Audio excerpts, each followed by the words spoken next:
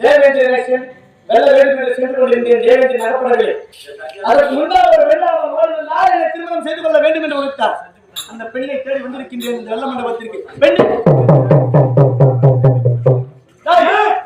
தம்பியா அண்ணா புதியா செல்லாம் அண்ணா அடா அடா அடா அடா அடா எனக்கு இருக்கக்கூடிய ஒரே ஒரு நீதான். உனக்கு ஒரு நற்செய்தியை சொல்லாமல் விட்டு விட்டோம். தேவேந்திரனை தேடி சென்றானே தம்பி வரவில்லையா என்று எனக்கு நடக்கக்கூடிய அந்த நல்ல காரியத்திற்காக உன்னை விட்டுமே என் மனசு துட்டி காமிச்சிடா செல்லாம். நல்ல காரியம் அண்ணனுக்கு கல்யாணம் பையா கல்யாணமா அண்ணா அண்ணா அண்ணிய பாத்தினா யாரும் இருக்க மாட்டாங்க. ஆமா அப்படியா அது மட்டும் இல்ல செல்லாம் ஞான கேளு. எனக்கும் உனக்கு தான் ஒன்னா திருமணம் நடக்கும் சொல்லி வச்சிருந்தேன். ஏதோ என்னுடைய நேரம் ஒருவர் ஓடி வந்தால் நானா என்ன கல்யாணம் பண்ணி சொன்னான். பாக்கிறதுக்கு பேர் அழகா நம்முடைய இல்லத்திற்கு ஏற்றவராக இருந்த காரணத்தால் சரி கல்யாணம் பண்ணலாம் ஒத்துனேன். எந்த என் தம்பியை விட்டுணும்னு பார்த்தேன். அத்தாரு நீ ஏன் வந்துட்டு நான் செல்லடு. ஆமா என்ன அந்த கையில என்ன தம்பியா ஓ வெல்வதற்காக சென்றேன். எனக்கு வெற்றி என்பது கிடைத்திருக்கும். அந்த வெற்றியை கொண்டாட எனக்காக மாலை தந்துக்கிறியா? போடுறான் இது ஒரு கழுத்தில் போட வேண்டிய மாலை அல்ல. என்னுடைய வயத்தில் போடுவதற்கு நான் மாலை இல்லையா? அண்ணா நான் ஒரு பெண்ணை விரும்பி விட்டேன். ஆமா நீயா? ஆமா பெண்ணை விரும்பிட்டியா? ஆமா அந்த நல்ல செய்தியை சொல்வதை நான் தம்பி தம்பி நீ விடுவா ஒரு பொண்ணு விரும்புன. ஆமா என் தம்பியானா? அழகையா அது அப்படிப்பட்ட ஒரு பேரழகை நீ பார்த்திருக்க மாட்டாய். அப்படியா சொல்ற? ஆமா சரி நாம் இருவரும் பேசிக்கொண்டே இருக்கிறோம். உங்க அண்ணி கோவில் என்ன ஒரு மாதிரி வராம சரி வந்துச்சு. இப்ப மண்ணி வருவா நான் காமிக்கிறேன் பாரு.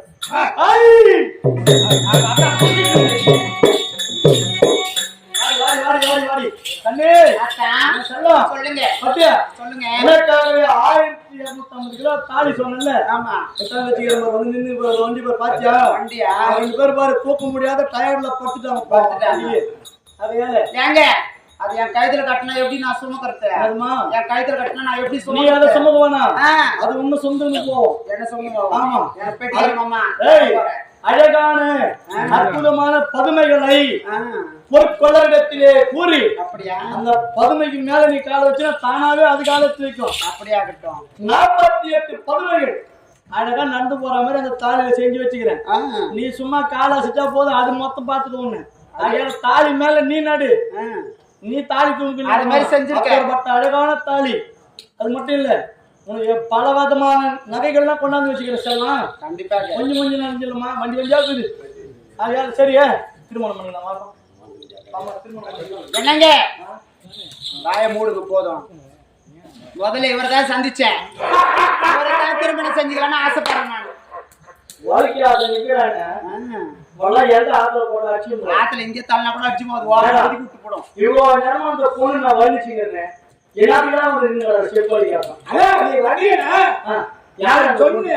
அந்த காதல் நான் கட்டிக்க போற மனமே நீ கட்டிக்க இந்த பெண்ணு எந்த பெண்ணா நீயா? நல்லா இருக்க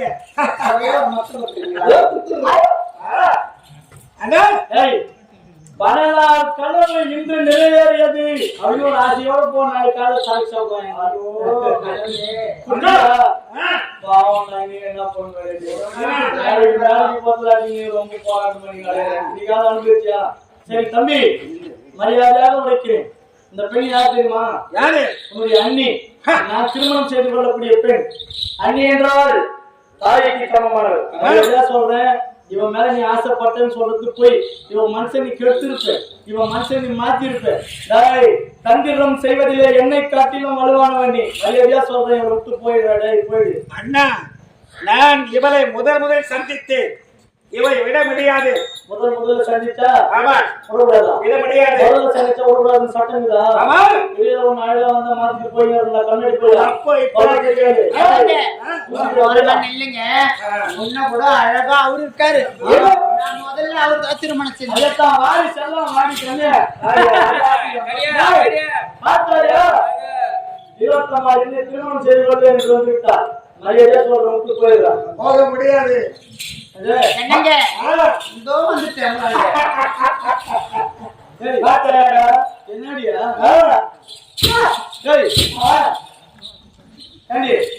இத்த குத்துறாண்டியா உங்களுக்கு வாயிலியா? இருங்க ஒரு நிமிஷம். அங்க போனா ஒரே சாப்பிட்ட வாசனை வருது. நான் அவ்வளவு காசு செட்டு வாசனை வருது. சொல்லது கேளு. அதாவது பாரு அத்த பீஜ அவன் கல்யாணம் பண்ணி வை. நீ என்ன கல்யாணம் பண்ணிக்கோ தம்பி. மரியாதையாக போச்சு. எனக்கு இவருக்கு கல்யாணம் எனக்கு இருந்து ஒரே பண்ணிட்டா. சின்ன பையன் நம்ம அடிச்சு போடுறான். அண்ணா 5 வயதில் அண்ணன் தம்பி 10 வயதில் பங்காளி. மரியாதையாக போய்விடு. மரியாதையாக போய்விடு. மரியாதையாக போய்விடு. விட்டு தர முடியுமா? முடியாதா? என்னங்க முடியாதா? இருங்க நான் ஒரு வார்த்தை சொல்றேன். நீங்க 2 பேரும் சண்டை போறீங்க. சண்டை? ஆமா போட்டி போறீங்க. என்ன திருமணம் செஞ்சுக்கோ. அண்ணனும் தம்பி 2 பேரும் சண்டை போறீங்க. சரி நான் ஒரே ஒரு போட்டி போறேன்.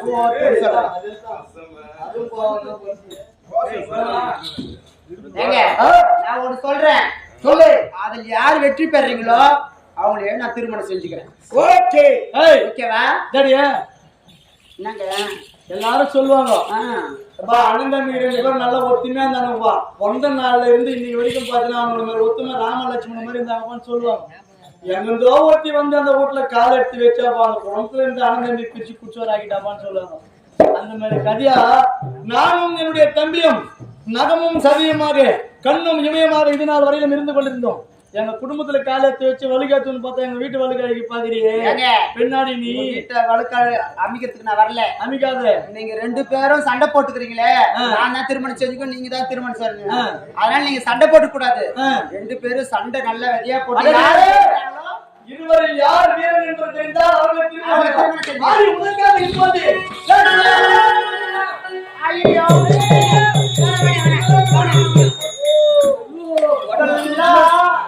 பெரிய தப்பான விஷயம். 2 பேரும் அண்ணன் தம்பியோ 2 பேரும் வெட்டிங்கன்னா ரத்தம் அப்படியே வெள்ளம் பெறலும். நீங்க சண்டை போடக்கூடாது. சண்டையே போடக்கூடாது. உங்க 2 கையாலும் கட்ட வரலாலே சண்டை போடணும். கையால சண்டை போடணும். என் தம்பி கையால சண்டை போட்டு நீங்க யாரு வெட்டி தப்பா நினைச்சிட்டு ஏன்னு கேளு. நாங்க 2 பேரும் சண்டை போடணும்னு நீ சொன்ன. நாங்க 2 பேரும் யாராவது ஒருத்தர் சாப்பிடணும் முடிவு பண்ணோம். யாரா ஒருத்தர் சேர்த்தாதான் உனக்கு கல்யாணம் பண்ணி பார்த்தேன். குடும்பத்து வரைக்கும் ஐக்கு வந்தோன்னு பார்த்தேன். பரவாயில்ல கொஞ்சமாவது ஏற்றி விடுறேன். ஏன்னு கேளு. வாகனத்து சண்டையிட்டால் நாங்கள் இருவரில் யாராவது ஒருவர் இறந்து விடுவோம். ஆமாங்க. நீ உள்ளத்து காலத்துல சொல்லி இறப்போட காலத்துல கூடாது. அதாவது கையில சாட போட்டா தோல்வி வந்துச்சுன்னா மல்யுத்தம் புரிந்து கையில சாட போட தோல்வி ஆகி போச்சுன்னா தோல்வி ஒப்பு பண்ணணும். ஒருத்தர் கல்யாணம் பண்ணி ஜெயிச்சுங்க. அந்த மாதிரி அழகான ஒரு குத்து வேலைக்கு போய் இயக்கத்துக்கு நான் விடுவேனா? இப்போ என் தம்பியை நான் மல்யுத்தம் செய்கிறோம். 2 பேரும் போட்டி போட்டி மல்யுத்தம் செய்து என் தம்பியை தோக்க வச்சுட்டு செல்லம் கல்யாணம் என்னுடைய குடும்பத்தை அழிக்க வந்து நினைத்துக் கொண்டிருக்கிறேன். போர் புரிய கூடாது, மல்யுத்தம் புரிய வேண்டும் என்று உரைத்திருக்கிறார். இப்போ கூட ஒண்ணு சொல்ல